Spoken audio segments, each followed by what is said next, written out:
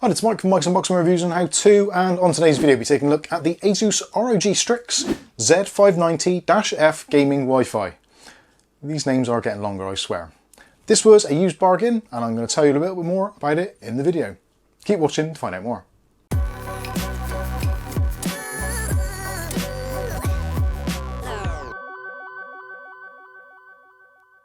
Okay, so this is the ASUS ROG Strix Z590-F Gaming Wi-Fi. This is a slightly more cut down version of the -E version.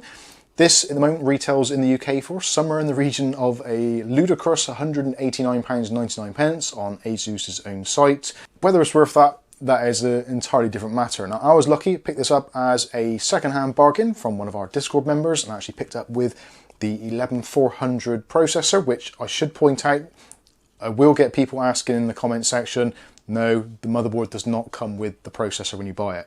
For most people that's pretty obvious, but I'm just wanting to point it out there because, yeah, there are some people out there. Anyway, let's move on. So I haven't got all the bits and pieces that normally you'd associate with buying a brand new board, such as the box and a lot of the other stuff. But we do have a ROG antenna, which is awesome, which has the barrel connections on the back, which is the SMAs, which just screw into the back of the motherboard.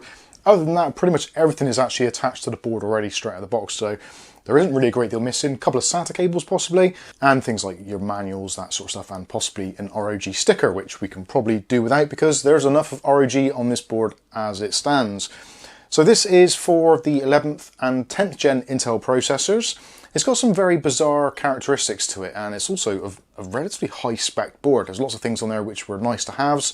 But sadly, as the 10th and 11th gen are now sadly departed, and we're now looking at 12th and 13th gen, this board is kind of end of life. There's a lot of people still using them, and they're not that popular because obviously people want 12th or 13th gen. But for me personally, I think that there's still an awful lot of value in the 10th and 11th generation series of Intel processors. You can pick them up pretty cheap online, CX, and even new in some instances, although you possibly don't want a board quite as high spec as this for some of the cheaper models, such as the 10100 or the 11100, that sort of thing. But if you get hold of yourself a relatively decent 6 or 8 core processor, this might be just the ticket for you. And it has got an absolute ton of features. We'll go over some of them very quickly now. We're going to go over and do a tour of the board, so all the ports, etc. But we'll talk about it a little bit to begin with. First of all, it supports, obviously, like I said, Intel 10th and 11th gen processors, supports up to 128 gigabytes of RAM at a whopping 5,333 megahertz or mega transfers. Obviously, your mileage may vary depending on the processor you're using. You've got a whopping 4 M.2 slots, which is absolutely insane. So you've got a PCI Express Gen 4 one there, PCI Express Gen 4 one there, and at the bottom here, behind this panel, there are a further 2 PCI Express Gen 3 M.2 ports. So yeah, up to 4 M.2 drives, which is awesome. That is the sort of thing we've all been waiting for so long. Now that drives have come down to a really sensible price, you can quite easily put your main OS on a drive, put your games on another, your video footage on another, that sort of stuff, or even set up some form of RAID if you wanted to, which is pretty cool. Another thing which is very cool is the connectivity. Now, in terms of connectivity, on the back panel, you've got a 2.5 gigabit Ethernet, which is courtesy of an Intel chip, so that's all pretty good. And also you've got Wi-Fi 6E, which is a tri-band support, so that's based on the Intel AX210 chipset. So yeah, very much a Intel orientated setup here, although we do have a little bit of Realtek creeping in with the Realtek ALC 4080, which is quite a high-end sound card. It's basically a replacement for the ALC 1220, but this one just basically mounts to the board differently. So rather than being through a kind of soldered bus, this one is actually through, bizarrely, like a USB type bus. And with that, you do get support for things like DTS Sound Unbound and also Sonic Studio 3. Other key features, for those of you crazy enough to want to try it, there's 3 16x times sized slots on the board, so if you wanted a little bit of crossfire shenanigans, then you certainly could do. Just don't, please don't. Other than that, you've got a little bit of RGB on here, so you've got some ROG RGB up here, and also a little bit on the chipset. And bizarrely, something else which I noticed, which is really odd, is there's a little bit of fabric actually there on the ROG chipset. Yeah, no idea. Anyway, let's do a quick tour of the board and see what it's all about. So at the top, you've got your main EPS connector plus a supplementary 4-pin. So if you do want to add a little bit more current, a little bit more voltage to your processor, then you can do. And actually there is a little jumper at the top here on this far side, which will enable you to kind of unlock or allow extra voltage. It's basically CPU over voltage on that jumper there, so you can adjust that if you want to. There's some fan headers, but in very strange places. So there's one at the top here, which is next to your EPS connector. This one is actually primarily for a VRM fan. So in the BIOS, it actually appears as a VRM fan. So if you want to connect one up, just to keep the VRMs a little bit cooler, then you certainly can do. These top three here, so you've got a CPU connector, a CPU optional connector, and you've also got an AIO as well. So if you want to use any of those, you certainly can do. Moving across, we have got a 4-pin 12-volt RGB, so the old school RGB, I guess you would call it. Underneath that, you've got the more modern 5-volt 3-pin addressable RGB. That's a Gen 2 one. Underneath that, there are some diagnostic LEDs. Very handy, although in this particular setup, it's really difficult to work out why you would need it. Now, if you've got a faulty component or you've not installed something, I guess that makes sense. But in terms of, is my BIOS updated for the processor? Realistically, this, even from brand new out of the factory, supported all of the 10th and 11th gen processors that were ever made. So even though it has got a BIOS flashback button, it's kind of redundant. But anyway, you have got diagnostic LEDs there. So say for instance, you haven't got your CPU seated correctly, or your RAM's not compatible, or your VGA card's hanging out, those LEDs should go some way to telling you what you've actually done wrong. Underneath that, 24-pin power connector, standard thing, expect to see that. Obviously in the middle there, you've got your socket for your processor, which supports, like I said, 10th and 11th gen processors, both the Intel Golds, Pentiums, the core processors, i5, i3, i7, i9, etc. You name it, they can all go on there. There's a 14 plus 2 phase VRM, which is using doublers, so it's kind of like a 7 plus 1 sort of thing, but it is very substantial, and you've got this huge heatsink all across there, which is nicely finned as well, and it's all been done very nicely in a very kind of blacked out stealthy look. So 4 RAM slots, like we said, so that supports up to 128 gigabytes of RAM, up to DDR4 5333 megahertz. Underneath that, USB Type-C header, internal, and also a USB 3.0 header for your front ports. You can actually have up to 7 USB ports on the front, because there's 2 USB 2.0 headers on the bottom, plus those 2 on there, 1 on there, so giving you 7 ports on the front in total. Moving down, you've got your SATA ports there, so standard SATA 6 gigabit per second, SATA 3. You've got your chipset there, chipset cooler, and underneath that you've got all these sections here for cooling, and also there is another water pump header. So rather than being a AIO header, which is this one is at the top, this one is a water pump header. Now, the difference being on this, all the other headers on the board support up to 1 amp, whereas this one is a little bit of a nutcase and it supports up to 3 amps. So if you've got a high-end pump for a water cooling solution, then connect that up to this one on the bottom. The water pump one, and I think it's the AIO one as well for the pump, actually they run it 100% all the time. All of the other fan headers are completely controllable in the ASUS software. Less said about that, the better probably, but you can also obviously take control of those in the BIOS as well, should you need to. So move down to the bottom, you've got your front I/O panel down here, then also you've got a T sensor, which is a thermal sensor, which you can attach a probe on there for monitoring temperatures, etc. Obviously BIOS battery there. TPM header next to that, and also another fan header. 2 USB 2.0 headers. Next to that, there is a TB port or Thunderbolt port. So if you want to add an additional port for taking advantage of Thunderbolt, then you can certainly do that on that port there. There's another 2 5-volt 3-pin addressable RGB headers at the bottom, which is always very pleasant to see. This board is getting very heavy. There is another fan header, and next up there is the clear CMOS and debug pins there. So nice and easy if you do dial in some settings which are wrong, rather than having to try and find the battery, which it might be a little bit tight. You can use the pins one or the other depending which way you go. You also got front panel header, and then at the bottom you've got your Supreme FX audio cover, which basically cools down the audio chip, and also we're using Nichicon caps as well, which are normally known as being pretty high quality. This is generally going to be quite a step up from what we're used to seeing on onboard audio. And also there is an amplifier built in as well. So you've got the Realtek ALC 4080 chip, and also there's a Savitech SV3H712 audio amplifier built in as well, to give you a little bit more boost out of the ports on the back. So if you've got some headphones which might be a little bit more tricky to drive, then the built-in amp will give them that little bit of extra grunt that you might need. So working our way from this section down, so this is your M.2 slot.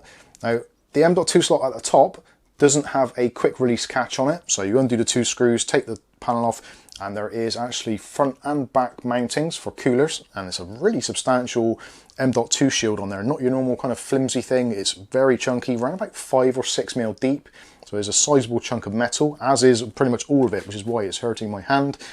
Underneath that, you've got PCI Express Gen 4 x16 slot for your graphics cards, which obviously you would expect. That's a x4, if I didn't mention already. PCI Express Gen 4 x4 is backwards compatible, so you want to use a x3 drive or Gen 3 drive, etc., then you can do. Underneath that, you've got another PCI Express Gen 4, so depending on the lanes on your processor, you may or may not get the best speeds out of that. Most processors, Intel range, looking at 20 lanes, so yeah, you may find there's some bifurcation going on there depending on your setup. If you're using the ones on the bottom, those are PCI Express Gen 3 x4, and those actually take bandwidth from the actual chipset itself, so depending on what you want to do there. There is a x16 slot here. This is going to be PCI Express Gen 3, but it is only wired for x8 maximum, and again, depending on what you're putting in here, because of the bifurcation of the lanes, etc., then you may not get, obviously, the full bandwidth through there. You may only get x4, and the same goes for the bottom slot, which I think is actually only wired for x4. When it comes to this part of the bottom, that comes off, so that entire metal chunk comes off, revealing 2 M.2 slots. And obviously you can put your drives in. There's the little quick release catches in there, so you don't need those M.2 screws. Put your drive in, flip the catch around, and it holds it all in place, which is excellent. Just something else to not have to worry about. I do like that setup altogether, and also there's pads on there as well to dissipate heat from your drive into the heat shields. So yeah, overall, I think it's a very, very well featured board. I do like the fact that it's got a little bit of addressable RGB on the ROG. This bit on here is kind of a little bit pointless. It's very small. It would have been nice to have seen it maybe around the outside of the chipset, but not many people look at motherboards unless you're a YouTuber. That is pretty much it, I think, for this side. So let's take a look at the rear I/O. So the rear I/O, pretty plentiful, and actually you've got 10 USBs on here, which is pretty stunning in my opinion. And it's potentially the reason why this may end up actually going in the PC behind me and replacing that, because yeah, USBs, I need lots of USBs, especially fast ones, for things like capture cards and all that kind of stuff. So anyway, you may see this end up in that PC behind me. I digress. So when it comes to the ports on the back, you've got a display port and an HDMI. Now, obviously, these are only going to be useful if you've got a processor with built-in graphics. Not all of them have. Some of the F processors don't have integrated graphics, so don't expect to use those if you don't have a supported processor. If you do have a supported processor, you're looking at kind of up to 4K 60 Hz on most of those regardless. You probably don't want to go much higher than that on onboard graphics anyway. It's not really suited for that. It's more for basic display purposes. When it comes to USBs, so you've got 2 super speed ports there, so that's USB 3.0. You've then got a pair of USB 2.0s there. Then you've got another set of USB 3.2 Gen 1s. Always have to get these round the right way. It's not easy. You've also got 2 buttons there, one of which is for your clear CMOS, so that one is slightly recessed. So if you do dial in some settings when you're doing some overclocking and the system just hangs or whatever is unresponsive, you can reset your CMOS there. Next up, you've got the BIOS flashback button, which is slightly protruding. We've done a video on that, so you can check that out. It's kind of irrelevant. There aren't any new processors which came out, I don't think, after this was actually made. You may want to update the BIOS just to be on the safe side, or for things like there are updates to the board for security. So if maybe you're thinking that you've got one of these and you're not sure how old it is or when it's been updated, you could buy one of these on the used market, get your USB stick with the latest BIOS, flash it before you go ahead and do your build, and that way you know you're completely up to date before you even start installing Windows, which is great. And also, I guess, if you're installing Windows 11, because you may find that the BIOS isn't set up for it. So just one of those kind of ease of use things. Whether or not you'll get much use of it, I don't know. Probably won't do going forward because there aren't any new processors coming out, so kind of is what it is, but it's handy that it was there at the time. I guess it was rather forward looking. And next to that, you've got your enhanced super speed. So those are 10 gigabit per second for the bottom type A, for the bottom type C, and then you've also got a type A above that. 2.5 gig LAN, as we said, Intel chipset on there, so that's pretty decent if you want to take advantage of that, and it will work backwards compatible with Gigabit and 10100 should you want to. You've got your Wi-Fi on there, Wi-Fi 6E, so that is the AX210 chipset, like we said, tri-band support, and also have built-in Bluetooth 5.2. So if you've got some Bluetooth headphones that you maybe want to use, then you can use those on there, or other devices, keyboards, mice, etc., etc. Then you've got your audio output jacks, all of which are gold plated and nicely color coded.